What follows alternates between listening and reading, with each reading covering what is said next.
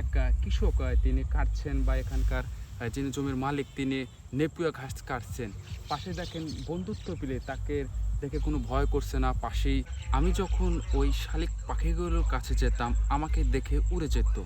কিন্তু ওই কৃষক যখন কাটছে নেপিয়া ঘাস তার সাথে একটা নিবিড় সম্পর্ক, তাকে দেখে ভয় করছে না এবং তার সাথেই তারা বন্ধুত্বর মতন মিলে একজন নেপিয়া ঘাস কাটছেন, অপরদিকে শালিকগুলো তার পিছে পিছে কিচিরমিচির করতে করতে সেই পোকাগুলো তারা খাচ্ছে।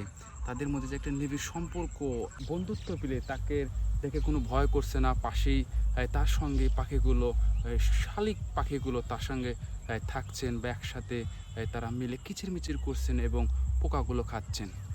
এই মুহূর্তে ওখানে যায় পাখিগুলো উড়ে যাবে, কিন্তু সে ওখানে থাকা সত্ত্বেও কাটছে, মনে করছে বন্ধুত্বর মতন আঁকড়ে ধরছে এবং তার সাথে বন্ধুত্ব মিলে তার পোকাগুলো খাচ্ছে। জমি থেকে ঘাস কাটা শেষ হচ্ছে, সেই পোকাগুলো খাচ্ছে এই শালিকগুলো।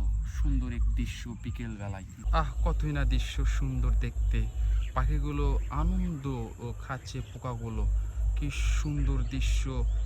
যখন পাখিগুলো কিচিরমিচির আনন্দ মেতেছে, যখন কাটছে এই নেপিয়া ঘাস তখনই খাচ্ছে পোকাগুলো। যখন মালিকটি চলে গেছে উড়ে যাচ্ছে সেই শালিকগুলো, তাদের খাওয়া শেষ, আনন্দ আত্মহারা হয়ে তারা অচিরেই তাদের গন্তব্যে তাদের বাসায় ফিরে যাবে, যেহেতু বিকেল হয়েছে।